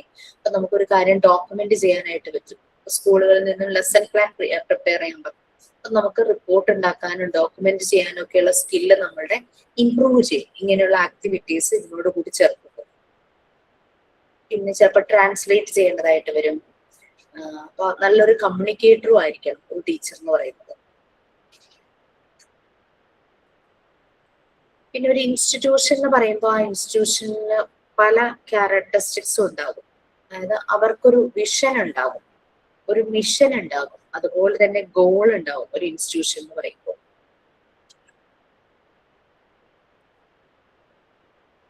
നമ്മൾ പലപ്പോഴും ഒരു കാര്യം നമ്മൾ ചെയ്യുമ്പോൾ നമ്മൾ SWOT അനാലിസിസ് ഞാൻ എഡ്യൂക്കേഷൻ സൈക്കോളജിയിൽ പറഞ്ഞിട്ടുണ്ടെന്നാണ് എനിക്ക് ഓർമ്മ. നമ്മളത് വർക്ക്ഔട്ട് ആയോ, എന്താണ് അതിന്റെ റിസൾട്ട്, ഫീഡ്ബാക്ക്, റിസൾട്ട് അറിയാനായിട്ട് നമ്മൾ ചില അനാലിസിസ് മെത്തേഡുകൾ നമ്മൾ ഓപ്റ്റ് ചെയ്യും. ഭയങ്കര കോസ്റ്റ്ലി ആയിട്ടുള്ള കുറെ റിസോഴ്സസ് യൂസ് ചെയ്തിട്ടുള്ള അനാലിസിസ് മെത്തേഡൊക്കെ ഉണ്ടാവും. പക്ഷെ നമുക്ക് അതൊന്നും ഇനീഷ്യലി ചെയ്യാനുള്ള ഒരു ഫണ്ടൊന്നും നമുക്ക് ഉണ്ടായെന്ന് വരില്ല. അതുകൊണ്ട് നമുക്ക് വളരെ ഈസി ആയിട്ട് സിമ്പിൾ ആയിട്ട് റിസൾട്ട് ഓറിയന്റഡ് ആയിട്ട് ചെയ്യാൻ പറ്റുന്ന ഒരു അനാലിസിസ് മെത്തേഡാണ് SWOT അനാലിസിസ്. അത് നമുക്കൊരു വ്യക്തിയെ ചെയ്യാം, ഒരു ഗ്രൂപ്പിനെ ചെയ്യാം, ഒരു ഇൻസ്റ്റിറ്റ്യൂഷനെ ചെയ്യാം, ഒരു ക്ലാസ് റൂമിനെ ആകെ മുഴുവൻ ചെയ്യാം. ബിസിനസ് സൈഡിൽ ഇപ്പം ഓർഗനൈസേഷൻ എന്തെങ്കിലും ഫേം നടത്തുന്നവരാണെങ്കിൽ അവർക്ക് ചെയ്യാം. അപ്പൊ ഏത് ഏരിയയിൽ വേണമെങ്കിലും അത് ഈ ഒരു അനാലിസിസ് നമുക്ക് ചെയ്യാൻ പറ്റുന്നതാണ്. SWOT അനാലിസിസ് എന്ന് പറഞ്ഞാൽ S implies strength, W implies weakness, O എന്ന് പറഞ്ഞാൽ opportunities, T threats. ഒരു കുട്ടിയെ നമ്മൾ ചെയ്യുമ്പോൾ ആ കുട്ടിയുടെ സ്ട്രെങ്ത് എന്താണെന്ന് നമ്മൾ ഫൈൻഡ് ഔട്ട് ചെയ്യും, അവന്റെ പോസിറ്റീവ്സ്, അതുപോലെ അവന്റെ വീക്ക്നെസ്. ഇപ്പൊ ഫോർ എക്സാമ്പിൾ കുട്ടി നല്ലപോലെ വരയ്ക്കും, അതാണ് അവന്റെ സ്ട്രെങ്ത് എന്ന് വിചാരിച്ചു. അവന്റെ വീക്ക്നെസ് എന്ന് പറഞ്ഞു കഴിഞ്ഞാൽ അവന് റൈറ്റിംഗ് പറ്റുന്നില്ല, എഴുതാൻ പറ്റുന്നില്ല, പക്ഷെ അവൻ വരയ്ക്കുന്നുണ്ട്. അപ്പൊ അവന്റെ സ്ട്രെങ്ത്തും വീക്ക്നെസ്സും നമ്മൾ മനസ്സിലാക്കി. ഇനി ഓപ്പർച്യൂണിറ്റീസ്, അവന് പ്രൊവൈഡ് ചെയ്യാനുള്ള ഓപ്പർച്യൂണിറ്റീസ്, അല്ലെങ്കിൽ അവന് ഈ വര അവന് സാധ്യമാക്കാൻ പറ്റുന്ന ഏരിയ എവിടേക്കാണ് നമുക്ക് നോക്കും. പിന്നെ ത്രെഡ്സ്, ഈ ഒരു ആക്ടിവിറ്റി ചെയ്യാൻ അവന് പുറകിലേക്ക്, ഇപ്പൊ റൈറ്റിംഗ് പറ്റുന്നില്ലെങ്കിൽ അവന്റെ പുറകിലേക്ക് വലിക്കുന്ന എന്ത് കാര്യങ്ങൾ എന്തൊക്കെയാണ്. അങ്ങനെ ഇവന്റെ സ്ട്രെങ്ത് യൂസ് ചെയ്തിട്ട് നമ്മൾ ഇവന്റെ വീക്ക്നെസ്സിനെ ഓവർകം ചെയ്യുക, അതാണ് നമ്മൾ ചെയ്യുന്നത്. പിന്നെ ത്രെഡ്സ്, ആ ഒരു ചലഞ്ചസ് അതില്ലാതാക്കുക എന്നുള്ളതൊക്കെയാണ് നമ്മൾ ഈ അനാലിസിസ് കൊണ്ട് ചെയ്യുന്നത്. ഈ ഒരു മെത്തേഡ് പലപ്പോഴും റിസൾട്ട് ഉള്ളത് തന്നെയാണ്. നമുക്ക് അധികം കോസ്റ്റും ആകില്ല, നമുക്ക് ഈസി ആയിട്ട്, നമുക്ക് അത്ര പ്രൊഫഷണലി നമ്മൾ ഭയങ്കര സൗണ്ട് ഒന്നും ആവണമൊന്നുമില്ല. നമുക്ക് ഈസി ആയിട്ട് ആർക്കും ഒരു ഒബ്സർവേഷനിലൂടെയോ അല്ലെങ്കിൽ അല്പം ഡേറ്റ കളക്ഷനിലൂടെയോ ഒക്കെ നമുക്ക് ചെയ്യാവുന്ന കാര്യമാണ് SWOT അനാലിസിസ്. Okay, vision. ഇനിയിപ്പോ ഒരു സ്കൂളിന് വിഷൻ ഉണ്ട്, മിഷൻ ഉണ്ട്, ഗോൾ ഉണ്ട് എന്നൊക്കെ നമ്മൾ പറഞ്ഞു അല്ലെ. ഇതെന്തൊക്കെയാണെന്നുള്ളതാണ് നെക്സ്റ്റ്. ഗോൾ നമ്മൾക്കറിയാം, നമ്മൾ സെറ്റ് ചെയ്യുന്ന ചില ലക്ഷ്യങ്ങൾ, എയിം അല്ലെ. അത് ഒരു എക്സാമ്പിൾ പറയുവാണെങ്കിൽ സ്പോർട്സിന് ഫസ്റ്റ് വരണം എന്നൊക്കെ പറഞ്ഞ സ്പോർട്സിന്റെ ടൈം ആകുമ്പോഴേക്കും സ്കൂളുകാർ ആ ഒരു ഗോൾ സെറ്റ് ചെയ്തിട്ട് അതിലേക്ക് പോകാനായിട്ട് നോക്കും. അല്ലെങ്കിൽ arts, Inter collegiate arts festival, അല്ലെങ്കിൽ ഇന്റർ സ്കൂൾ ആർട്ട് ഫെസ്റ്റിവൽ ഒക്കെ നടത്തുമ്പോൾ അതിന് നല്ല ഇതായിട്ട് പോയിന്റ്സ് കിട്ടണമെന്ന് പറഞ്ഞാൽ അങ്ങനെ ഒരു പർട്ടിക്കുലർ പ്രോഗ്രാമിന് വേണ്ടിയിട്ട് സെറ്റ് ചെയ്യുന്നതാണ് ഗോൾ എന്ന് പറയുന്നത്. അത് പെട്ടെന്ന് തന്നെ ചെറിയ കാലയളവിൽ നമ്മൾ ചെയ്തു വെക്കുന്നത്. പക്ഷെ മിഷൻ എന്ന് പറയുന്നത് വലിയ ഒരു ലോങ് ടേമിലേക്ക് നമ്മൾ ചെയ്തു വെക്കുന്നത്. ഇപ്പൊ ചന്ദ്രയാൻ അല്ലെ, ഈ ചന്ദ്രയാൻ ആ മിഷനിലേക്ക് എത്തുന്നതിന് മുമ്പ് കുറേ കാര്യങ്ങൾക്ക് റിസൾട്ട് വേണമായിരുന്നു അല്ലെ. അപ്പൊ ചന്ദ്രയാൻ എന്ന് പറഞ്ഞാൽ വലിയൊരു കാര്യം, ഒരു ഗോളാണ് ചന്ദ്രയാൻ എന്ന് പറയുന്നത്. അപ്പൊ അതുകൊണ്ടാണ് അതിനെ മിഷൻ എന്ന് പറയുന്നത്. പക്ഷെ അതിലേക്ക് എത്തണമെങ്കിൽ നമ്മൾ കുറെ ഗോൾസ് സെറ്റ് ചെയ്യണം. അതായത് ഗോൾ പോസ്റ്റുകൾ നമ്മൾ പറയുന്ന പോലെ പോകുന്ന വഴിക്ക് കുറെ ഗോൾ പോസ്റ്റുകൾ ഉണ്ട്, അതെല്ലാം ക്രോസ് ചെയ്ത് ജയിച്ച് വേണം പോയാലാണ് ലാസ്റ്റ് ഈ മിഷൻ സക്സസ് ആവുള്ളൂ. ഓക്കെ, അതാണ് ഗോളും മിഷനും തമ്മിലുള്ളൊരു ഡിഫറൻസ്. അപ്പൊ അങ്ങനെ സ്കൂളിനെ സംബന്ധിച്ച് അവർക്കൊരു മിഷൻ ഉണ്ടായിരുന്നു. പിന്നെ വിഷൻ ഇപ്പൊ നമ്മളിപ്പോ കാഴ്ചപ്പാടെന്നോ പോയിന്റ് ഓഫ് വ്യൂ എന്നോ പെർസ്പെക്റ്റീവ് എന്നോ ഒക്കെ പറയുന്ന പോലെ സ്കൂളിന്റെ വിഷൻ എന്ന് പറയുന്നത് കുറെ, ഇപ്പൊ സ്കൂള് പല മാനേജ്മെന്റിന്റെ കീഴിൽ വർക്ക് ചെയ്യുന്ന സ്കൂളായിരിക്കും. അപ്പൊ ഡിപ്പെൻഡിങ് ആ മാനേജ്മെന്റിനനുസരിച്ച് സ്കൂളിന്റെ വിഷൻ ഡിഫറെന്റ് ആയിരിക്കും. പലപ്പോഴും റിലീജിയസ് ബേസ്ഡ് മാനേജ്മെന്റ് ഉണ്ടാകും, അല്ലെങ്കിൽ ഏതെങ്കിലും ട്രസ്റ്റ്, അല്ലെങ്കിൽ ഏതെങ്കിലും വ്യക്തികളുടെ അങ്ങനെയൊക്കെ സ്കൂളുകൾ ഉണ്ടാകും. അപ്പൊ അവരുടെയൊക്കെ വിഷൻ, അവരുടെ സെറ്റ് ഓഫ് ബിലീഫ്സ്, അവരുടെ കോഡ് ഓഫ് എത്തിക്സ്, അങ്ങനത്തെ കാര്യങ്ങളൊക്കെ ഡിപ്പെൻഡ് ചെയ്തായിരിക്കും ആ സ്കൂളിന്റെ ഒരു വിഷൻ എന്ന് പറയുന്നത്. അതില് ആളുകള്, എൻവയോൺമെന്റ്, അവരുടെ കൾച്ചർ, അവരുടെ ഫെസിലിറ്റീസ്, ഇതിനെയൊക്കെ ബേസ് ചെയ്തിട്ടായിരിക്കും ഒരു ഇൻസ്റ്റിറ്റ്യൂട്ടിന് വിഷൻ ഉണ്ടാകുന്നത്. ഇനി വിഷൻ തന്നെ 2 ടൈപ്സ് ഉണ്ട്, നിയർ വിഷനും ഡിസ്റ്റന്റ് വിഷനും. നിയർ വിഷൻ അല്ലെങ്കിൽ ഷോർട്ട് ടേം വിഷൻ എന്നൊക്കെ പറയുന്നത് നമ്മുടെ ഒരു വിസിബിൾ റേഞ്ചിലുള്ളതാണ് ആ ഒരു വിഷൻ എന്ന് പറയുന്നത്. പിന്നെ അതൊരു ക്രിയേറ്റീവ് ആയിട്ടുള്ള ഒരു പ്രോസസ്സാണ് ഈ വിഷൻ എന്ന് പറയുന്നത്.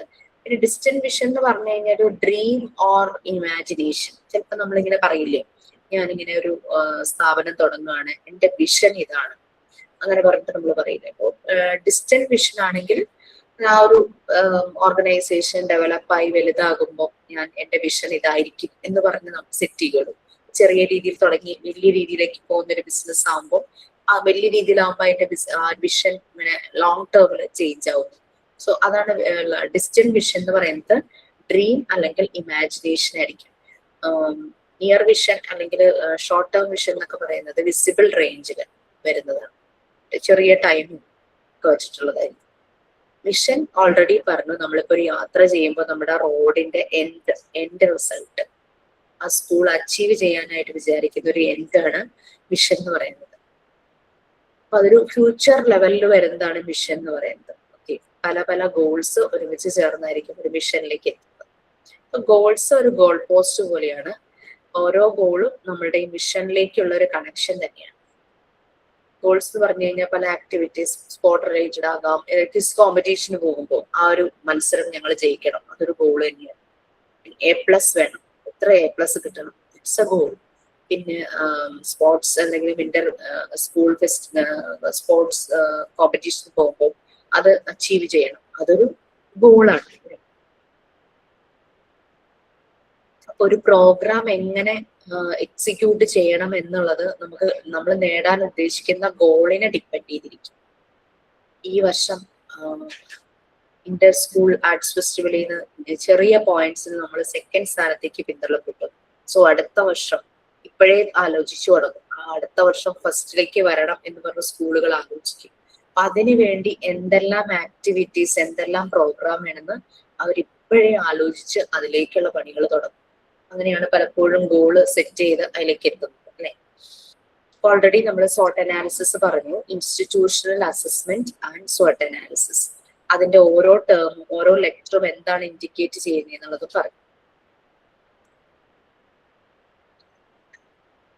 സ്ട്രെങ്ത്തും വീക്ക്നെസ്സും ഒക്കെ നമുക്ക് ഇൻഡിവിജ്വലിയും ചെയ്യാം, ഗ്രൂപ്പായിട്ട് ചെയ്യാവുന്ന ഒരു അനാലിസിസ് മെത്തേഡാണ് SWOT അനാലിസിസ് എന്ന് പറയുന്നത്. നമുക്ക് സ്ട്രെങ്ത്തും വീക്ക്നെസ്സും ഒക്കെ പെട്ടെന്ന് നമുക്ക് മനസ്സിലാക്കി അതിൽ നമുക്ക് വേണ്ടുന്നത് ചെയ്യാനായിട്ട് പറ്റും. പക്ഷെ ഓപ്പർച്യൂണിറ്റീസും ത്രെറ്റ് ഐഡന്റിഫിക്കേഷനും അത് ഇച്ചിരി എഫേർട്ടാണ്. കാരണം വെച്ചാല് കുട്ടി സ്കൂളിൽ മാത്രമല്ല, കുട്ടി അല്ലെ വീട്ടിലുമുണ്ട്. വീട്ടിലുണ്ടാകുന്ന ചലഞ്ചസ് നമ്മളെ കൊണ്ട് പരിഹരിക്കാൻ പറ്റുന്നതിന് ലിമിറ്റേഷൻസ് ഉണ്ടാവും.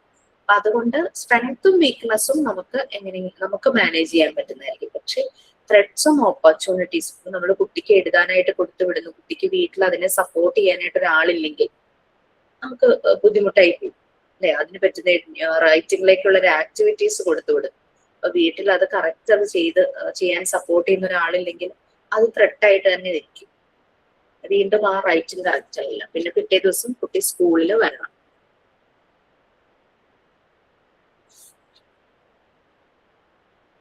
SWOT അനാലിസിസ് നമുക്ക് പല രീതിയിൽ വേണമെങ്കിൽ SWOT അനാലിസിസ് ചെയ്യാം. നമ്മൾ ഓൾറെഡി പറഞ്ഞു, നമുക്ക് ഒറ്റയ്ക്ക് ഒരു കുട്ടിയുടെ ചെയ്യാം, ഒരു ഗ്രൂപ്പിന്റെ ചെയ്യാം, ഹോൾ ക്ലാസിന്റെ ചെയ്യാം, ഒരു ഇൻസ്റ്റിറ്റ്യൂട്ടിന്റെ മുഴുവൻ ചെയ്യാം. നമ്മളുടെ തന്നെ ചെയ്യാം, സെൽഫായിട്ട് SWOT അനാലിസിസ് ചെയ്യാം അല്ലെ. നമ്മുടെ സ്ട്രെങ്ത് വീക്ക്നെസ് ഒക്കെ വെച്ചിട്ട് നമുക്ക് തന്നെ SWOT അനാലിസിസ് ചെയ്യാം. നമുക്ക് അതിന് വേണ്ടിയിട്ട് പ്രത്യേകം പ്രിപ്പയർ ചെയ്ത ഷീറ്റുകൾ കൊടുക്കാം. നമ്മൾ സർവേ ചെയ്യാൻ നേരത്തെ അങ്ങനെ ചെയ്തില്ലായിരുന്നു. ക്വസ്റ്റ്യനെയർ അടങ്ങുന്ന ഷീറ്റ് കൊടുത്ത് അവരെ കൊണ്ട് മാർക്ക് ചെയ്യിച്ചു. അതുപോലെ തന്നെ SWOT അനാലിസിസിന് വേണ്ടുന്ന ക്വസ്റ്റ്യൻസ് വരുന്നതോ ആ രീതിയിലുള്ള ഷീറ്റുകൾ പ്രൊവൈഡ് ചെയ്യാം. എന്നിട്ട് റെസ്പോൺസ് കിട്ടുന്നതിന് കളക്ട് ചെയ്യാം. ഇപ്പൊ വേണമെങ്കിൽ അത് നമുക്ക് പേപ്പറിൽ ചെയ്യണമെന്നില്ല, ഒരു ഗൂഗിൾ ഫോം ഒരു പ്രിപ്പയർ ചെയ്തിട്ട് ആ ലിങ്ക് ഷെയർ ചെയ്ത് കഴിഞ്ഞാൽ എല്ലാവരും അതിനകത്ത് അത് ചെയ്ത് അവരുടെ റെസ്പോൺസ് അവിടെ റെക്കോർഡ് ആകും. സിസ്റ്റത്തിൽ തന്നെ നമുക്ക് ചെയ്യാം. QR കോഡ് പ്രൊവൈഡ് ചെയ്ത് QR കോഡ് സ്കാൻ ചെയ്യുമ്പോൾ അങ്ങനെയും കിട്ടും. അങ്ങനെ മെത്തേഡുകൾ ഇഷ്ടം പോലെ ഉണ്ട്. ഒരാൾ ചെയ്തത് മറ്റേയാൾ കാണാനും പോകുന്നില്ല. അതുപോലെ ഈ SWOT അനാലിസിസ് വലിയ പ്രശ്നങ്ങളൊന്നുമില്ല. പ്രൈവസി അങ്ങനത്തെ കാര്യങ്ങൾ, കോൺഫിഡൻഷ്യാലിറ്റി അങ്ങനെയൊന്നും ഇല്ലാത്ത ഒരു സിമ്പിൾ ആയിട്ടുള്ള ഒരു അനാലിസിസ് ആണ് നടത്തുന്നുണ്ടെങ്കിൽ നമുക്ക് ഓപ്പൺ ഡിസ്കഷൻ ആ രീതിയിലും SWOT അനാലിസിസ് ചെയ്യാം. ഇപ്പൊ 3-4 ടീച്ചർമാരെല്ലാരും കൂടെ ചേർന്നിരുന്ന് എന്തെങ്കിലും ഒരു പ്രശ്നം ഒന്ന് സോർട്ട് ഔട്ട് ചെയ്യണം.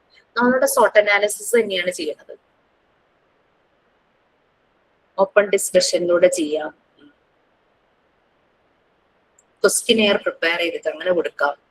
അങ്ങനെ പല മെത്തേഡ്സും SWOT അനാലിസിസ് ചെയ്യാറുണ്ട്. ഞാൻ എക്സാമിന് പലപ്പോഴും SWOT അനാലിസിസിന്റെ മെത്തേഡുകൾ ചോദിക്കാറുണ്ട്. ചിലപ്പോൾ ഓപ്പൺ ഡിസ്കഷൻ അങ്ങനെ ഓപ്ഷൻസ് ഒക്കെ കൊടുത്തേ, ക്വസ്റ്റ്യനെയർ അങ്ങനെ ഓപ്പൺ ഡിസ്കഷനെ കൊടുത്ത്, ഇന്റർവ്യൂ SWOT അനാലിസിസിൽ വരുന്ന ഒരു മെത്തേഡ് തന്നെയാണ് ഇന്റർവ്യൂ. നമ്മുടെ സർവേ പോലെ ഡേറ്റ കളക്ഷൻ, ക്വസ്റ്റ്യനെയർ, ടെസ്റ്റുകൾ കണ്ടക്ട് ചെയ്യാം. അങ്ങനെയാണ് നമ്മൾ SWOT അനാലിസിസ് ചെയ്യുന്നത്.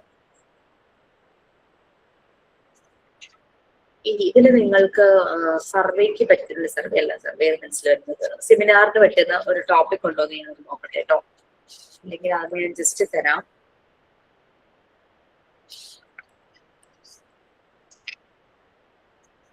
എല്ലാം ചെറിയ ചെറിയ ടോപ്പിക്സ് ആയിട്ടാണ് കൊടുത്തിരിക്കുന്നത്.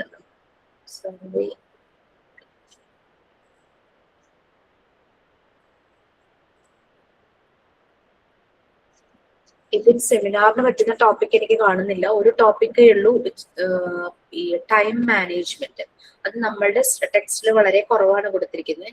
നിങ്ങളത് എലാബറേറ്റ് ചെയ്തെടുക്കാൻ ആരെങ്കിലും തയ്യാറാണെങ്കിൽ സെമിനാർ കണ്ടക്ട് ചെയ്തോളൂ ഈ ഒരു ചാപ്റ്ററിൽ, അല്ലെങ്കിൽ നെക്സ്റ്റ് ചാപ്റ്ററിൽ നിന്ന് വേണമെങ്കിൽ നോക്കാം സൂപ്പർവിഷൻ അതാകുമ്പോൾ കേട്ടോ. സോർട്ട് അനാലിസിസ് ഇത്രയേ ഉള്ളൂ. നമുക്ക് ഏത് രീതിയിലും കണ്ടക്ട് ചെയ്യാം, നമുക്ക് സെൽഫായിട്ട് ചെയ്യാം. എല്ലാ ചാപ്റ്ററിനും സെമിനാർ ചെയ്യണോ മാം? ഇല്ല, ക്ലാസ്സുകൾ ഇങ്ങനെ വരുന്നത് കൊണ്ട് ഞാനിപ്പോ ഈ ടോപ്പിക്കിൽ ഈ ഒരു ലെസണിന് പറ്റിയ ടോപ്പിക് ഉണ്ടോ ജസ്റ്റ് ചെക്ക് ചെയ്തത്. ടൈം മാനേജ്മെന്റ് മാത്രമാണ് ഞാൻ അതിൽ കാണുന്നത്. അതിൽ കുറച്ചധികം കാര്യങ്ങളൊക്കെ നമുക്ക് വേണമെങ്കിൽ ആഡ് ചെയ്ത് പറയാം. കാരണം സ്കൂളിലെ ടൈം ടേബിളിന്റെ ഇമ്പോർട്ടൻസ്, ടൈം ടേബിൾ ഇല്ലെങ്കിൽ എന്തൊക്കെ പ്രശ്നങ്ങൾ ഉണ്ടാകും, ടൈം ടേബിളും കൊണ്ട് എന്തെല്ലാം കാര്യങ്ങൾ, എന്തെല്ലാം പോസിറ്റീവ് സൈഡ് ഉണ്ട്. പിന്നെ ഈ ടൈം മാനേജ്മെന്റ് നമുക്കറിയാം, പണ്ട് ഇപ്പോഴും ഇല്ലാത്ത തോന്നുന്നു, കൊണ്ടോന്ന് എനിക്കറിയില്ല, ഷോർട്ട് ഹാൻഡ് എന്ന് പറഞ്ഞിട്ടൊരു പരിപാടി ഉണ്ടായിരുന്നു. അത് ശരിക്കും ടൈം മാനേജ്മെന്റ് തന്നെയായിരുന്നു അല്ലെ. എല്ലാ സമയം കൊണ്ട് കൂടുതൽ ഡേറ്റയെ നമുക്ക് എഴുതാൻ പറ്റുന്ന ഒരു രീതിയായിരുന്നു ഷോർട്ട് ഹാൻഡ്. അന്ന് എല്ലാവരും ഷോർട്ട് ഹാൻഡും ടൈപ്പും ഒക്കെ പഠിക്കാൻ പോകും. ഷോർട്ട് ഹാൻഡിന്റെ ഫൗണ്ടർ ഉണ്ട്, ഐസക് പിറ്റ്മാൻ. അദ്ദേഹത്തെ പറ്റി ഇന്നത്തെ പറയുന്നത്. അപ്പൊ അതൊക്കെ ആഡ് ചെയ്ത് കുറച്ചുകൂടെ നല്ല ഭംഗിയായിട്ട് ടൈം മാനേജ്മെന്റ് എടുക്കാൻ റെഡി ആണെങ്കിൽ നെക്സ്റ്റ് ക്ലാസ്സിൽ എടുക്കാം, ഇല്ലെങ്കിൽ പ്രശ്നമൊന്നുമില്ല, നമ്മൾ ക്ലാസ്സിൽ പറഞ്ഞു. അതിനകത്ത് കുറച്ച് പറഞ്ഞു. ആ ശ്രുതി പറഞ്ഞു.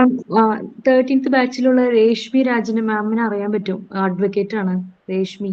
രശ്മി രേഷ്മി ചോദിക്കാൻ പറഞ്ഞു. രേഷ്മിക്ക് ഇങ്ങനെ ക്ലാസ്സിൽ കയറാൻ പറ്റാറില്ലല്ലോ, അപ്പൊ സെമിനാർ കൊടുക്കുമ്പോ ഏതെങ്കിലും ഒരു ടോപ്പിക്ക് തരയാണെങ്കിൽ ആൾ ഒരു ദിവസം കയറി ആ സെമിനാർ എടുത്തോളാന്ന് മിസ്സിനോട് ചോദിക്കാൻ.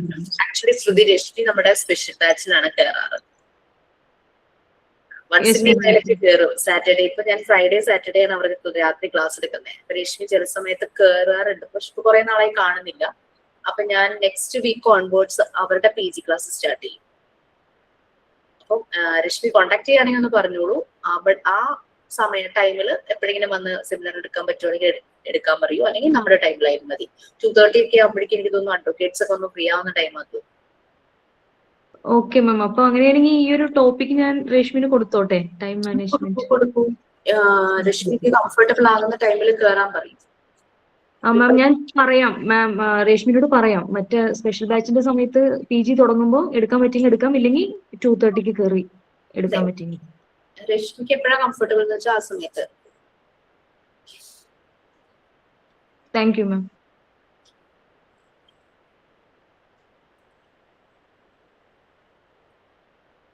ഓക്കെ, നമുക്കറിയാം ഒരു കുട്ടി പഠിക്കുമ്പോൾ കുട്ടി ഇൻഡിപെൻഡന്റ് ആയിട്ട് പഠിക്കണം അല്ലെ. 10th ആയാലും +1 +2 ആയാലും ഒരാൾ നമ്മൾ പഠിപ്പിക്കാൻ സപ്പോർട്ട് ചെയ്യും, ദാറ്റ്സ് ഡിഫറെന്റ്. അല്ലാതെ A to Z ഒരാൾ ഇരുത്തി പഠിപ്പിക്കുക, അതായത് കൊച്ചുകുട്ടിയുടെ കൂടെ ഇരുന്ന് അവന്റെ ഒപ്പം ഹോംവർക്ക് ചെയ്യാൻ, അല്ലെങ്കിൽ അവനെ പഠിപ്പിക്കാൻ ഇരിക്കുന്ന പോലെ വലിയൊരു ക്ലാസ്സിലെ കുട്ടിയുടെ കൂടെ ഇരിക്കുക എന്ന് പറഞ്ഞു കഴിഞ്ഞാൽ ആ കുട്ടി ഇൻഡിപെൻഡന്റ് ആയിട്ടില്ല. അപ്പൊ നമ്മൾ ശരിക്കും അവരെ സപ്പോർട്ട് ചെയ്യേണ്ടത് അവർ ഇൻഡിപെൻഡന്റ് ലേണിംഗിലേക്ക് അവർ പോകണം. കുട്ടികൾ ശരിക്കും പറഞ്ഞു കഴിഞ്ഞാൽ ഒരു 4th സ്റ്റാൻഡേർഡ് ഒക്കെ എത്തിക്കഴിഞ്ഞു കഴിഞ്ഞാൽ കുട്ടികൾ തന്നെ പഠിക്കാൻ തുടങ്ങും. എന്തെങ്കിലും ഒരു സംശയം അവരുടെ എന്തെങ്കിലും ഒരു കാര്യത്തിന് നമ്മൾ അവരെ ശ്രദ്ധിക്കണം. അവർ പഠിക്കുക തന്നെയാണോ എന്നുള്ളത് ശ്രദ്ധിക്കണം. നമ്മൾ പഠിക്കാൻ തുടങ്ങിയെന്ന് വെച്ച് കഴിഞ്ഞാൽ നമ്മൾ അവരെ ആ വഴിയിലേക്ക് നോക്കാതിരിക്കുക എന്നുള്ളതല്ല, അവർ പഠിക്കുക തന്നെയാണോ, വർക്കുകൾ കറക്റ്റ് ആയിട്ടാണോ ചെയ്യുന്നത്. എക്സാം ആവുമ്പോഴും അവര് തന്നെ പഠിക്കും, പക്ഷെ എപ്പോഴെങ്കിലും ഒരു സപ്പോർട്ട് ആവശ്യമുള്ളപ്പോൾ നമ്മുടെ അടുത്ത് അവർ വരികയും ചെയ്യണം, നമ്മൾ അവിടെ അവൈലബിളും ആയിരിക്കണം. ആ രീതിയിൽ ഇൻഡിപെൻഡന്റ് ലേണിംഗ് കുട്ടി സ്റ്റാർട്ട് ചെയ്യാനായിട്ട് നമ്മുടെ ഒരു സപ്പോർട്ട് ഉണ്ടാക്കുക. അതായത് teachers should realise that they must engage their students in learning and provide effective means to facilitate students' independent learning. കുട്ടികളെ പഠനത്തിൽ ആ ശ്രദ്ധ കൊടുക്കണം എന്നുള്ളത്, ആ നല്ലപോലെ എൻഗേജ്ഡ് ആകണം എന്നുള്ളത് ഒരു ടീച്ചറുടെ ഡ്യൂട്ടി തന്നെയാണ്. അവർ തന്നെ പഠിച്ചോളും അങ്ങനെയല്ല, അവർ പഠിക്കണം എന്നുള്ളത് അവരുടെ ഒരു അത് ടീച്ചേഴ്സ് മനസ്സിലാക്കി തന്നെ ചെയ്യണം. പിന്നെ അതുപോലെ തന്നെ ഇൻഡിപെൻഡന്റ് ലേണിംഗ്, ആ രീതിയിൽ നമ്മൾ കാര്യങ്ങൾ പ്രൊവൈഡ് ചെയ്താൽ മാത്രമാണ് അവർ തന്നെ പഠിക്കുള്ളൂ. അല്ലെങ്കിൽ അവരെന്താ വേറെ മീൻസ് തേടിപ്പോകും. ടീച്ചേഴ്സ് കൊടുക്കുന്നത് ശരിയായ രീതിയിൽ പ്രൊവൈഡ് ചെയ്യാതിരിക്കുമ്പോഴാണ് ഇവർ ഔട്ട്സൈഡിലുള്ള എക്സ്റ്റേണൽ സപ്പോർട്ട് നേടുന്നത്. അതായത് ട്യൂഷൻസ് അങ്ങനത്തെ കാര്യങ്ങളിൽ പോകും. പലപ്പോഴും മിക്ക കുട്ടികളും ഹൈസ്കൂളൊക്കെ ആകുമ്പോൾ ട്യൂഷന് പോകും. കാരണം കുറച്ചുകൂടെ അവർക്ക് ഇമ്പ്രൂവ് ആകാൻ വേണ്ടിയിട്ട് തന്നെയായിരിക്കും. അപ്പോൾ ചില സ്കൂളുകളിൽ ഞാൻ കണ്ടിട്ടുള്ള ഒരു കാര്യം പറയാം. ആ പിള്ളേർ എന്തായാലും ട്യൂഷന് പോയി പഠിച്ചോളും, അപ്പൊ ഞാൻ പോർഷൻ കംപ്ലീറ്റ് ചെയ്തങ്ങ് പോയാൽ മതി. സ്കൂളിൽ നിന്ന് അവർക്കൊന്നും കിട്ടാതെ വരും. ടീച്ചേഴ്സ് ആണെങ്കിൽ 1 lakh above സാലറി വാങ്ങുന്നത്. ഞാൻ ആലോചിക്കുക, ആ കമ്മിറ്റ്മെന്റ് എന്നുള്ളത്, ടീച്ചേഴ്സിന്റെ കമ്മിറ്റ്മെന്റ് എന്നുള്ളത് ഇവിടെ പോയി ഞാൻ ആലോചിക്കും. പോകുമ്പോ കണ്ടിട്ടുള്ള ഒരു കാഴ്ചയാണ്. അവരെങ്ങനെയെങ്കിലും ട്യൂഷന് പഠിച്ചോളും, എനിക്ക് വേഗം പോർഷൻ തീർക്കണം. കാരണം ഇവർക്ക് റിപ്പോർട്ടൊക്കെ കൊടുക്കാനുണ്ടാവുമായിരിക്കും പോർഷൻ തീർക്കണമെങ്കിൽ അങ്ങനെയുള്ള കാര്യങ്ങളുടെയൊക്കെ. ഇപ്പോഴത്തെ ടീച്ചേഴ്സിനാണെങ്കിൽ ഇഷ്ടം പോലെ അതർ വർക്കുകൾ, അതിന്റെ ഒരു പ്രഷർ കാരണമാണ് പലപ്പോഴും അവരിങ്ങനെ ചിന്തിച്ചു പോകുന്നതെന്നാണ് ഞാൻ മനസ്സിലാക്കിയിട്ടുള്ളത്. അപ്പൊ ആ ഒരു എഡ്യൂക്കേഷൻ സിസ്റ്റത്തിലെ കുറച്ച് മാറ്റങ്ങൾ വരുവാണെങ്കിൽ നന്നായിരിക്കും. അവർക്ക് കുറേ വർക്കുകളുണ്ട് എന്ന് പറഞ്ഞാൽ കുട്ടികളെ കൊണ്ട് അത് ചെയ്യിക്കണം, ഇത് ചെയ്യിക്കണം, അതിന്റെ റിപ്പോർട്ട് പ്രിപ്പയർ ചെയ്ത് അയക്കണം. ഒരു സബ്ജക്ട് റിലേറ്റഡ് അല്ല, അല്ലാതെ കുറെ ക്രാഫ്റ്റ് പോലത്തെ വർക്കുകളോ അവരെ കൊണ്ട് അത് എഴുതിപ്പിക്കാം. സാധാരണ ഈ സ്കൂളുകളിൽ കൗൺസിലേഴ്സ് ഉണ്ടാവുമായിരിക്കുമല്ലോ, അവർക്ക് ഒരു അവർ അങ്ങനെയാന്ന് തോന്നുന്നു. അപ്പൊ കൗൺസിലേഴ്സിന്റെ അടുത്ത് റിക്വസ്റ്റ് ചെയ്യും, ടീച്ചറെ ഞാൻ ഈ കൗൺസിലർ അടുത്ത് പറയാം, മാഡം ഞാൻ ഈ ഒരു വർക്ക് അവരെ കൊണ്ട് ചെയ്യിച്ചിട്ടില്ല, എന്തായാലും മാഡം ക്ലാസ്സിലേക്ക് പോവാണല്ലോ, അപ്പൊ ഈ ഒരു വർക്ക് അവരെ ചെയ്യിപ്പിക്കാമോ, അങ്ങനെയൊക്കെ ചോദിക്കും. കാരണം ക്ലാസ് അവേഴ്സ് കുറയുമ്പോൾ കൗൺസിലേഴ്സിന് ഭയങ്കര ദേഷ്യം കാരണം അവർക്ക് അവരുടെ ആക്ടിവിറ്റീസും കാര്യങ്ങളൊന്നും ചെയ്യാൻ പറ്റുന്നില്ലല്ലോ. ആകെ കുറച്ച് സമയമല്ലേ കുട്ടികളുമായിട്ട് കിട്ടുന്നത്. അപ്പൊ അവരാണെങ്കിൽ കുട്ടികളുടെ മെന്റൽ ഹെൽത്തിന് ഉദ്ദേശിച്ചിട്ടാണ് ഈ കൗൺസിലേഴ്സ് അവിടെ നിൽക്കുന്നത്. ടീച്ചർമാരിങ്ങനെ അവരുടെ വർക്കും കൂടെ കൗൺസിലേഴ്സിന്റെ ടൈമിൽ കൊടുക്കും. അങ്ങനെയൊക്കെ കുറെ ഇഷ്യൂസ് ഒക്കെ ഉണ്ടായത് കുറെ ഫ്രണ്ട്സ് പറഞ്ഞിട്ടുണ്ട്. സ്റ്റേറ്റ് സിലബസിലാണോ മാം? ആ സ്റ്റേറ്റിലാണ്. കുറെ ആക്ടിവിറ്റീസ് ഇപ്പൊ ഉണ്ടല്ലോ, അതെല്ലാം ടീച്ചർമാർക്ക് ചെയ്യേണ്ട ജോലികളാണ്. അങ്ങനെ വരുമ്പോൾ അവരാകെ ശരിക്കും അവർ കേട്ടപ്പോ കുട്ടികളെ ഇങ്ങനെ ട്യൂഷനിൽ പഠിച്ചോളും എന്നുള്ള രീതിയിൽ ഇവർ ഓടിച്ചിട്ട് ക്ലാസ് അങ്ങ് തീർക്കും. അങ്ങനത്തെ പ്രശ്നമുണ്ട്. അവിടെ നമുക്ക് ആരെയും ബ്ലെയിം ചെയ്യാനും പറ്റില്ല. കാരണം അതുപോലെ സിസ്റ്റത്തിന്റെ കുറച്ച് ആ ഒരു അത് റെഡിയാക്കി ഇരിക്കുന്നതിന്റെ കുറച്ച് അപാകതകളോ അങ്ങനെയൊക്കെ ആയിരിക്കാം. ടൈം ഇല്ല പഠിപ്പിക്കാൻ, അതർ ആക്ടിവിറ്റീസിന് പ്രത്യേകം ടൈം കിട്ടുന്നില്ല, അങ്ങനത്തെ കുറെ പ്രശ്നങ്ങൾ.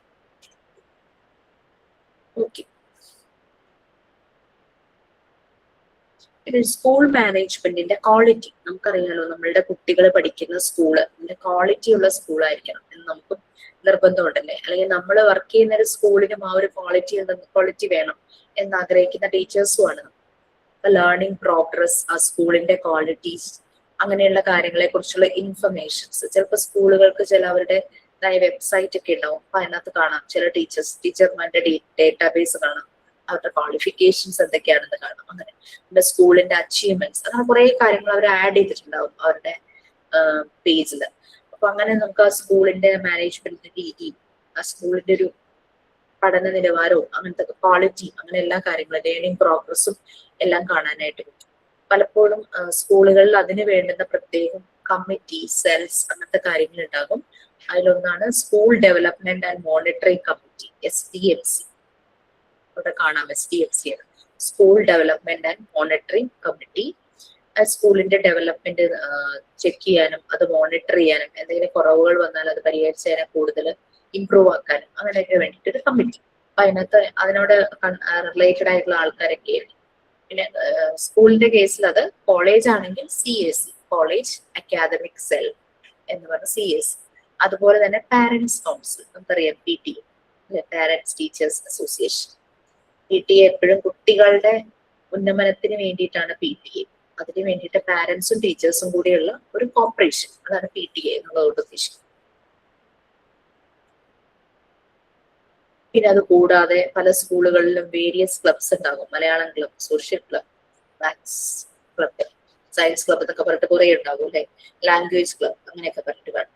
അങ്ങനെ കുറെ അസോസിയേഷൻസും ക്ലബ്സും വേരിയസ് ആക്ടിവിറ്റീസ് ഉണ്ടാവുന്നുണ്ട്. Scout and guide, NSS, SPC, student police cadet, അങ്ങനെ കുറെ ആക്ടിവിറ്റീസിന് വേണ്ടിയിട്ട് പല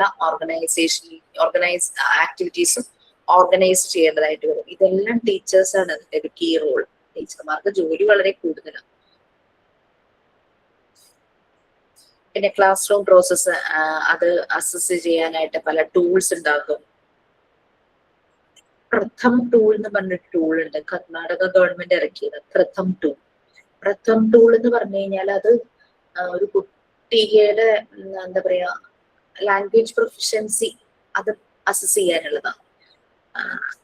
കുട്ടി വളരെ പൂറാണോ, ലാംഗ്വേജിൽ എഴുതാൻ അറിയുന്നില്ല, അക്ഷരങ്ങൾ ഐഡന്റിഫൈ ചെയ്യാൻ പറ്റുന്നില്ല, അങ്ങനത്തെ കാര്യങ്ങളൊക്കെ വരുമ്പോൾ ആ ഒരു പ്രഥം ടൂളാണ് ശരിക്കും ഇതില് പറയുന്നത് ഈ ലാംഗ്വേജിന്റെ അസസ്മെന്റിന് വേണ്ടിയിട്ട്. അത് നമ്മുടെ ഇവിടെ കേരളത്തിലൊക്കെ അത് യൂസ് ചെയ്യുന്നുണ്ട്.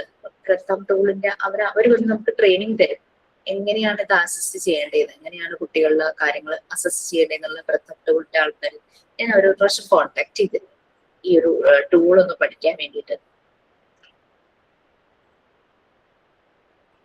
പലപ്പോഴും അക്ഷരങ്ങൾ അവർക്ക് മനസ്സിലാകാത്തതിന്റെ കാരണങ്ങൾ വേറെ ആയിരിക്കും. അപ്പൊ നമുക്കത് മനസ്സിലാക്കാനാണ് എന്തുകൊണ്ട് കുട്ടിക്ക് ആ അക്ഷരം ശരിക്കും മനസ്സിലാവണില്ല, അല്ലെങ്കിൽ അത് എഴുതുമ്പോൾ അത് തിരിഞ്ഞു പോകുന്നു, അങ്ങനെ കുറെ ഡിസ്ലെക്സിയ പോലത്തെ പ്രശ്നങ്ങളൊക്കെ വരുമല്ലോ ലാംഗ്വേജിന്റെ കാര്യത്തില്. അതൊക്കെ നമുക്ക് മനസ്സിലാക്കാൻ പറ്റുന്ന ഒരു ടൂളാണ് ഈ Pratham tool. Karnataka government ഇറക്കിയതാണ്.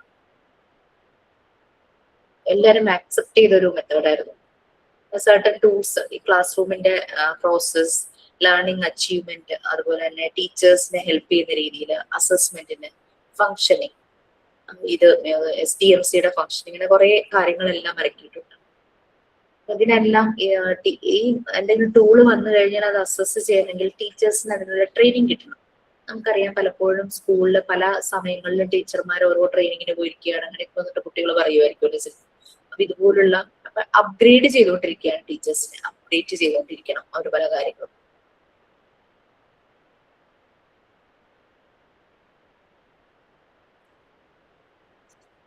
Next അത് വീണ്ടും കണ്ടിന്യൂ ചെയ്യാം. ഇത്രയും കാര്യങ്ങൾ നിങ്ങളൊന്ന് വായിച്ചു നോക്കുക, കാരണം ഇത്തിരി ഡ്രൈ ആണ്, ഇച്ചിരി പണിയായിരിക്കും ഇങ്ങനെ വായിക്കുമ്പോൾ, ഇത്തിരി ബോറടിക്കും. പക്ഷെ സിമ്പിൾ കാര്യങ്ങളൊക്കെയാണ് കേട്ടോ.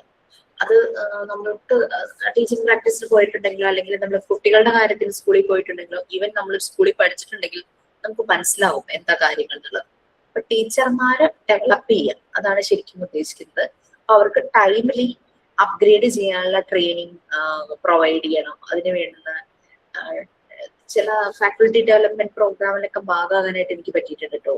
അപ്പൊ ശരിക്കും മോർണിംഗ് ആദ്യമായിട്ട് ഈ ക്ലാസ്സിൽ വരുന്ന ടീച്ചർമാരെല്ലാം ഒരു ഉച്ചയാകുമ്പോഴേക്കും ആ ഒരു ടീ ബ്രേക്കിന്റെ സമയമാകുമ്പോൾ തന്നെ ഇവർക്കൊക്കെ ട്രാൻസ്ഫോർമേഷൻ സംഭവിച്ചു കഴിയും. പക്ഷെ പല ഇൻസ്റ്റിറ്റ്യൂട്ടുകളും അങ്ങനെ ഒരു ഫാക്കൽറ്റി ഡെവലപ്മെന്റ് പ്രോഗ്രാം അങ്ങനെ ടീച്ചേഴ്സ് എപ്പോഴും ഒന്നും പ്രൊവൈഡ് ചെയ്യാറില്ല.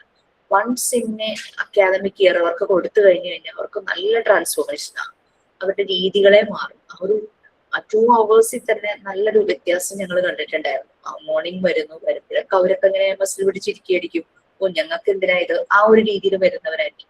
പക്ഷെ ആ ഒരു ടീ ബ്രേക്ക് ആവുമ്പോഴേക്കും അവർക്ക് ഭയങ്കര മാറ്റമാണ്. അപ്പൊ തന്നെ അവർ ഫീഡ്ബാക്ക് പറയാൻ തുടങ്ങും. 2 days 3 days ഒക്കെ അങ്ങനെ FDA ഫാക്കൽറ്റി ഡെവലപ്മെന്റ് FDP നടത്താറുണ്ട്, ഫാക്കൽറ്റി ഡെവലപ്മെന്റ് പ്രോഗ്രാം നടത്താറുണ്ട്.